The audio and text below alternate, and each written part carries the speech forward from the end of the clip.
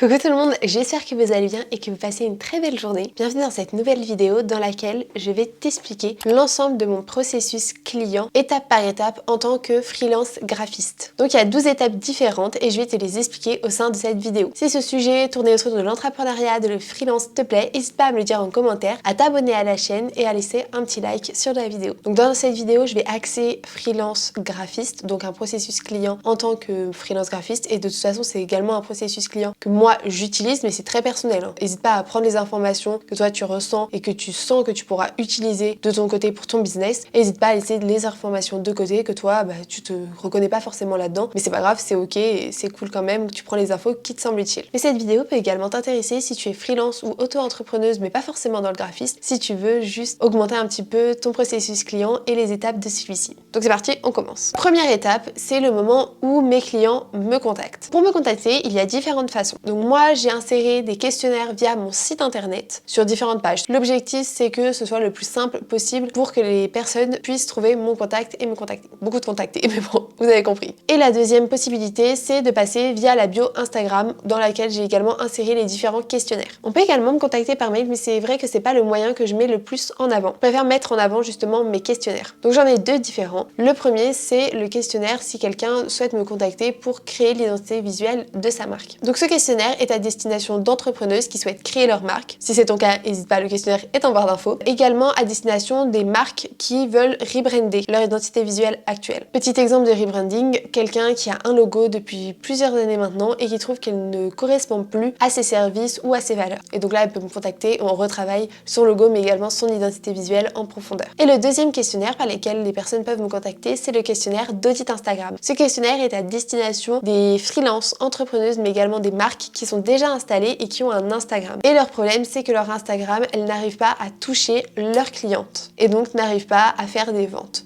que ce soit des ventes de services pour les entrepreneuses ou des ventes de produits pour les marques. Et donc si c'est ton cas, n'hésite pas, le questionnaire est également en barre d'infos. Ce sont les différentes typologies de personnes qui peuvent me contacter et en fonction de leurs besoins, elles ont deux questionnaires différents. Voilà la première étape. La deuxième étape, c'est moi qui reçois l'ensemble des réponses au questionnaire. Il y a deux objectifs à ce questionnaire. Le premier, c'est évidemment d'avoir le plus d'informations par rapport au projet des personnes, mais le deuxième, c'est d'également savoir si moi je suis la personne adaptée pour répondre à leurs questionnements et pour répondre à leurs projets. Que ce soit pour elles, pour les personnes qui me contactent, pour qu'elles puissent avoir le service le plus adapté pour leurs besoins, mais également pour moi, pour être sûr que cette demande est adaptée à mes valeurs et est-ce que je suis alignée à ces valeurs par rapport à mon business, à mes services. Ensuite, troisième étape, on part de l'idée que le projet me plaît carrément, que j'adorerais travailler avec cette cliente. Je la recontacte directement par mail cette fois-ci, car je trouve que c'est le canal le plus intéressant de communication au départ lorsqu'on est dans cette phase un peu de démarchage, de connaissances. Et dans ce mail, je lui joins un lien Calendly. Donc je te montre à quoi ressemble le petit calendrier Calendly. C'est très simple d'utilisation. Sur ce calendrier, je peux mettre les plages horaires sur lesquelles je suis disponible pour prévoir un appel et la cliente peut choisir la plage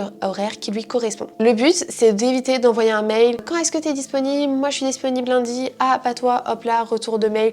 Ah, peut-être mardi 16h. Non, moi galère, 18h. Enfin, voilà. On évite tous ces mails. On envoie simplement le calendrier avec ses disponibilités. La personne réserve. Donc, j'ai un peu spoil la quatrième étape qui est que la personne réserve son rendez-vous et en mettant son numéro de téléphone. Ce que j'ai oublié de préciser par rapport à Calendly, c'est que tu peux préciser toi de ton côté la durée des rendez-vous que tu souhaites mettre en avant. Et par exemple, si tu as pas mal de personnes qui te contactent, tu t'envoies ton Calendly à plein de personnes pour éviter que tu n'aies pas assez de temps entre les rendez-vous. Si une personne réserve à 16h et une autre à 16h10, peut-être qu'en 10 minutes, tu n'auras pas le temps d'expliquer l'ensemble de ton processus à la première personne. Donc tu peux augmenter ta plage de rendez-vous. Donc par exemple, tu peux avoir un rendez-vous qui commence à 16h et la prochaine plage disponible sera à 16h30. Ensuite, cinquième étape, c'est l'appel. Et durant cet appel, j'ai vraiment des questions indispensables à poser à la personne pour lesquelles moi, j'ai besoin de réponses pour pouvoir réussir à lui créer l'identité visuelle la plus adaptée à ses besoins possible. L'ensemble de ces questions sont directement sur mon espace Notion pour éviter que je les oublie et surtout pour que je pense à demander toutes les informations dont j'ai besoin. Si ça t'intéresse, si Notion t'intéresse, si comment je gère mon quotidien en tant que freelance graphiste sur Notion t'intéresse, je te mets la vidéo, la dernière vidéo, non, je l'ai sortie il y a quelques temps sur ma chaîne dans laquelle je te présente l'ensemble de mon espace Notion. Je te mets la vidéo dans le petit i, juste ici ou juste là, mais elle sera également dans la barre d'infos si ça t'intéresse. Ensuite, après cet appel, on passe à l'étape numéro 6. Durant l'appel, ma future cliente m'explique l'ensemble de ses besoins. Moi, de mon côté, comment je fonctionne sous forme de devis, contrat personnalisé. L'idée, c'est que j'ai pas seulement décrit identité visuelle,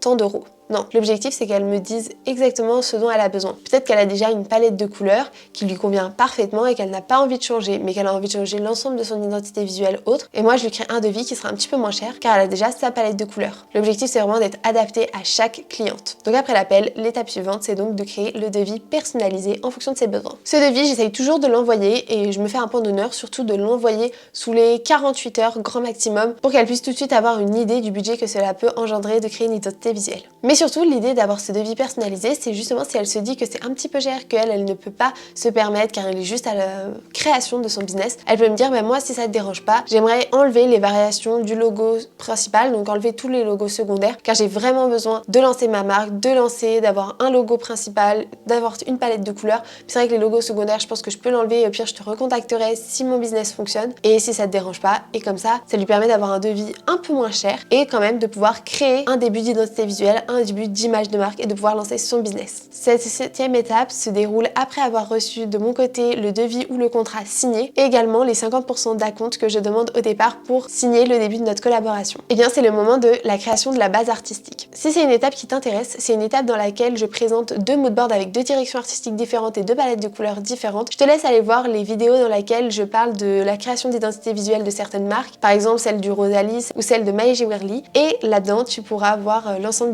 de création d'une base artistique. Je te mets quelques exemples, donc voilà par exemple la base artistique que j'ai envoyée à Lola du Rosalie, et juste ici c'est la base artistique que j'ai envoyée à Maessa de Maï Jiwerli. Voilà, comme ça peut te donner un petit peu une idée de ce que c'est. Étape numéro 8, j'envoie cette base artistique bien évidemment dans un dossier bien détaillé avec l'ensemble des informations à ma cliente, et on se reprévoit un appel toujours via Calendly. L'idée de cet appel, le but surtout de cet appel, c'est qu'on définisse la base artistique qui lui correspond à la vision qu'elle avait de sa marque et surtout à ses envies, tout simplement. Et moi, à partir de la base artistique qu'elle a choisie, du moodboard qu'elle choisit, je vais commencer la création de l'identité visuelle de sa marque. Donc c'est l'étape numéro 10, place à la création. Mais juste un petit rappel, une identité visuelle quand même déjà pas mal complète, c'est un logo principal, des logos secondaires, donc des variations de ce logo principal, une palette de couleurs, des polices d'écriture cohérentes par rapport à l'ensemble de l'identité visuelle et des illustrations, des éléments visuels et des motifs. Évidemment, il y a plein d'autres éléments visuels qui peuvent constituer une identité visuelle de marque, mais avec ceci déjà on est sur une bonne base. Ensuite, 11e étape, j'envoie l'ensemble de ces designs, l'ensemble de l'identité visuelle dans un dossier à ma cliente. Donc évidemment, il y a bien tout expliqué, pourquoi j'ai créé ce logo comme ça, pourquoi cette typographie, pourquoi cette couleur. L'idée c'est qu'elle puisse se projeter au maximum dans sa marque. Et donc la dernière étape, la 12e étape, c'est l'étape des révisions s'il y en a. Il y a 2 révisions qui sont comprises dans le devis, une majeure, une mineure, pour au cas où il y ait quelques petites choses qui ne conviennent pas. Par exemple, ma cliente peut voir et se dire oula en fait cette tonalité de couleur, je suis plus très sûre, est-ce qu'on peut modifier? Il n'y a pas de souci, on fait une petite modification et c'est reparti. Et à partir de là, évidemment, à la fin, si tout est validé, je lui envoie l'ensemble des fichiers en format PDF, JPEG, PNG, EPS pour qu'elle ait tout dans ses mains le plus rapidement possible. Voilà l'ensemble des étapes de mon processus client. À mon avis, c'est un processus client qui vise à être modifié, à être amélioré tout au long de la vie de mon auto-entreprise, de mon côté freelance graphiste. Moi, de mon côté, ce que je voulais, c'était de te partager celui que j'utilise actuellement pour que ça puisse t'aider au quotidien. En tout cas, j'espère que ça t'a aidé. N'hésite pas à me le dire en commentaire et à me donner quelques conseils si toi, de ton côté, tu utilises peut-être d'autres logiciels ou d'autres façons de faire. Ça me fait trop plaisir de les entendre. Donc n'hésite pas à me les mettre en commentaire. J'espère que la vidéo t'a plu. Moi, j'ai adoré la filmer. N'hésite pas si un des questionnaires t'intéresse, ils sont tous en barre d'infos. Je te souhaite une très belle journée. Bye!